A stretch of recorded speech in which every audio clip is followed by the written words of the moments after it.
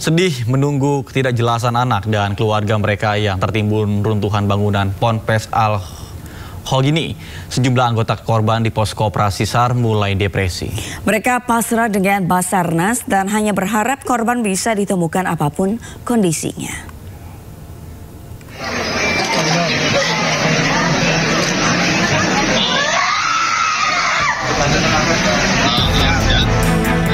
Salah satu keluarga santri histeris sambil menjatuhkan tubuhnya setelah tinggal beberapa hari di posko operasi SAR yang dibuka di bagian belakang Pondok Pesantren Al Khogini, Buduran, Sidoarjo, Jawa Timur. Sejumlah keluarga korban runtuhan bangunan Pondok Pesantren Al Khogini kini mulai depresi.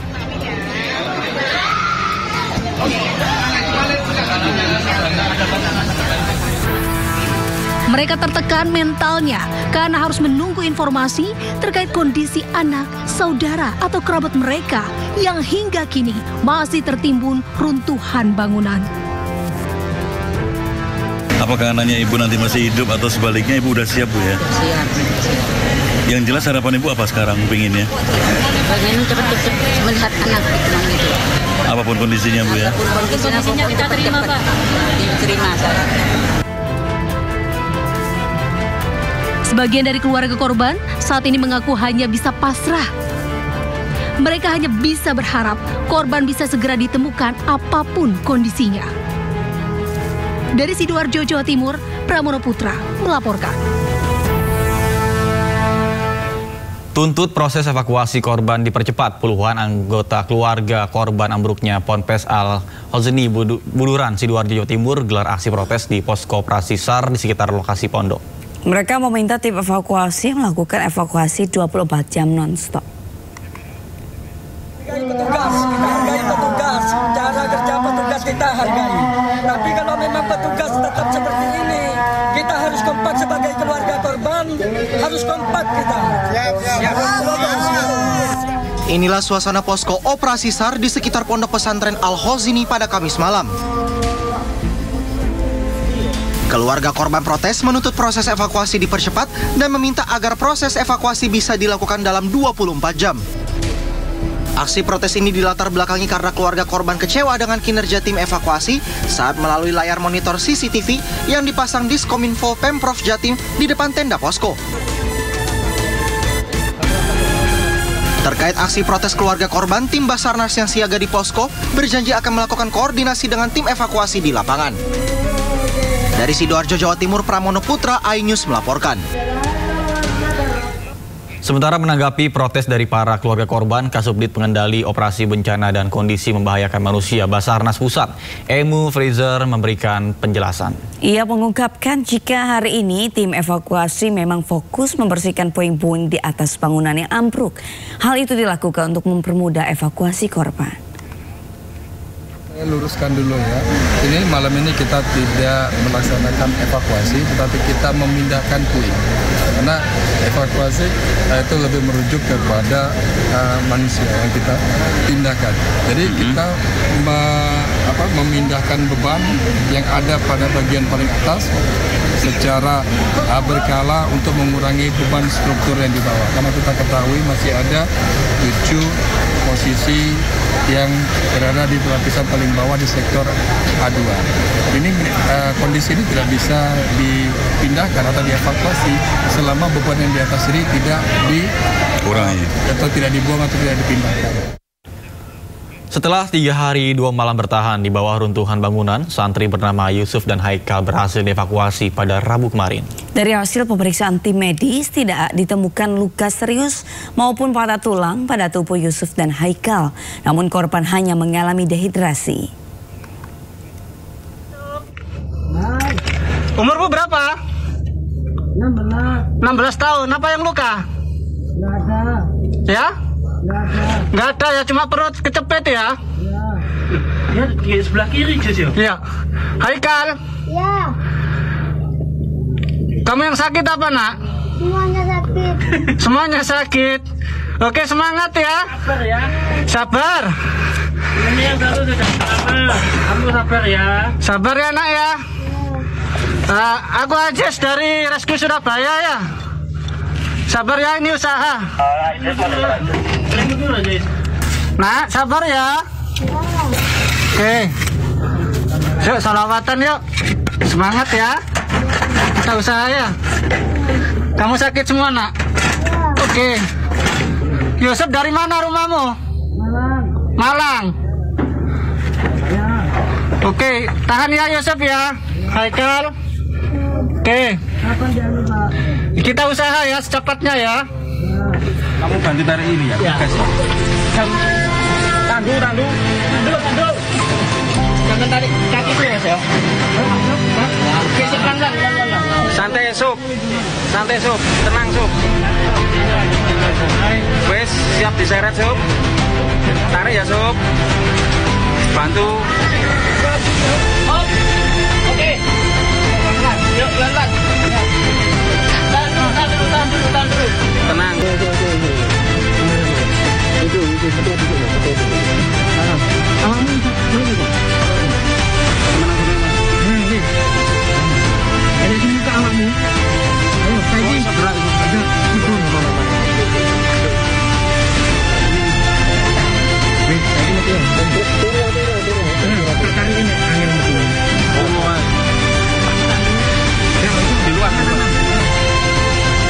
Awas kepala. Terus ya, pegang. Kemana-mana.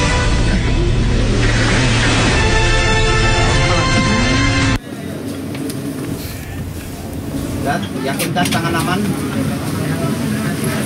Nah.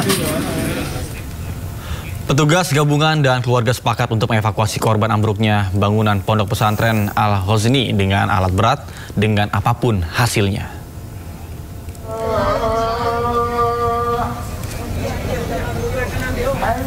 Ratusan personel TNI Polri setelah keputusan evakuasi korban dengan alat berat disepakati keluarga korban dengan tim evakuasi. Begitu kesepakatan dilakukan, tim evakuasi langsung bergerak menggerakkan satu unit alat berat jenis crane di titik lokasi runtuhan bangunan. Sebelum bergerak menggunakan alat berat, tim evakuasi telah memberikan informasi ke keluarga korban jika tidak ada tanda-tanda kehidupan dari korban yang tertimbun runtuhan bangunan Ponpes Al-Ghazni. Kosongin gedung, kita udah nggak menerima gedung, nggak ada orang, nggak ada korban, gedung doang. 108 korban telah dievakuasi pada hari keempat usai robohnya musola di Ponpes Al-Ghazni di Sidoarjo, Jawa Timur. 5 korban meninggal dunia dan 103 orang selamat. Lalu kemudian dari kantor kantor pusat itu terdiri dari jaringan operasi. Melalui pantauan kamera pengawas, proses evakuasi reruntuhan musola Pondok Pesantren Al-Ghazni Buduran, Sidoarjo, Jawa Timur masih berlangsung. Total 108 orang berhasil dievakuasi, terdiri dari 103 selamat dan 5 meninggal dunia. Namun berdasarkan data absensi Ponpes dan laporan keluarga, masih ada 59 orang diduga terjebak di bawah reruntuhan. Tim SAR gabungan melakukan asesmen ulang untuk memastikan korban yang masih terjebak di reruntuhan bangunan musola Ponpes Al-Ghazni. Dalam kondisi ini, penggunaan alat berat masih sangat terbatas.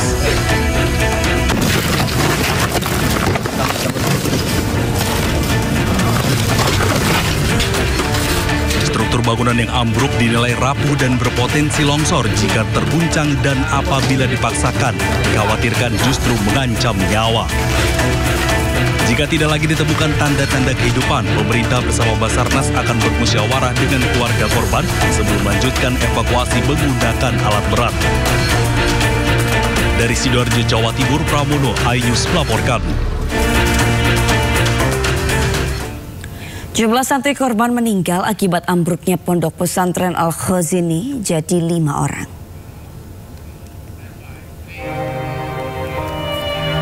Yang pertama, Muhammad Mashudul Haq, berusia 14 tahun, asal Surabaya, Jawa Timur. Kedua, Muhammad Soleh, berusia 22 tahun, asal Bangka Belitung. Dan ketiga, ada Alvan Ibrahim Mafik, berusia 14 tahun, asal Bangkalan, Jawa Timur.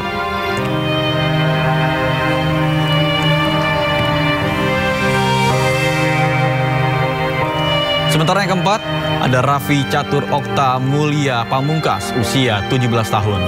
Dan yang kelima, Muhammad Agus Ubaidillah, usia 14 tahun.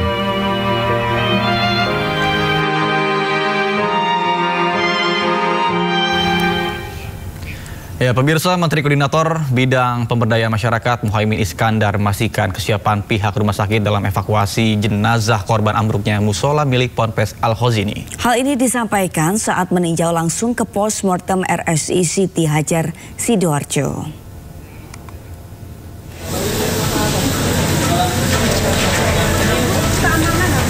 Saat mengunjungi postmortem, Muhaimin langsung memeriksa kondisi tempat pemusnahan jenazah.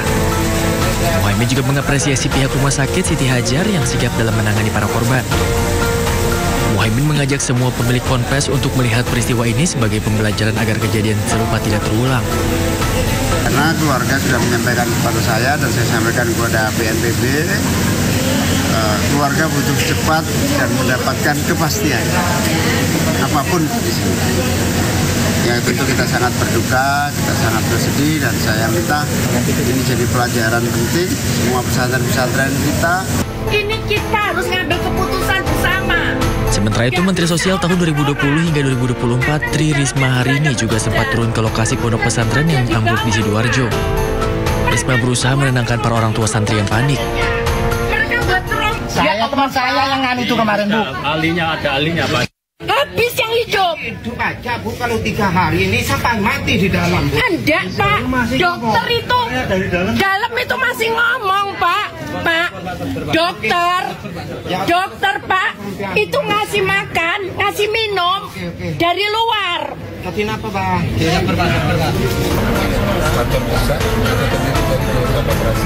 Sebelumnya 108 korban telah dievakuasi pada hari keempat usai robohnya musola di Ponpes Al-Khozini di Sidoarjo, Jawa Timur. 5 korban meninggal dunia dan 103 orang selamat. Tim Liputan, A News melaporkan.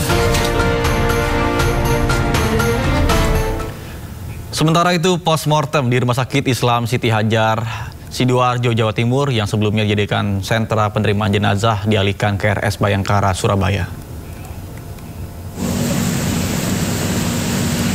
Inilah suasana postmortem yang berada di RSI Siti Hajar Sidoarjo yang sebelumnya dijadikan sentra penerimaan jenazah korban musola ambruk dialihkan ke Rumah Sakit Bayangkara, Surabaya. Hal ini dilakukan setelah adanya keputusan bersama dari gubernur dan stakeholder lainnya yang menilai di Rumah Sakit Bayangkara memiliki SDM yang lebih siap. Kami telah melakukan koordinasi dengan Dinas Kesehatan Provinsi, dengan Rumah Sakit Siti Hajar, kemudian dengan BPBD dan stakeholder yang terkait. Kemudian kami juga meminta arahan dari Ibu Gubernur dan beliau menyetujui bahwa karena satu, yang pertama SDM yang mumpuni, kemudian karena sarana prasarana yang sudah pasti terjamin di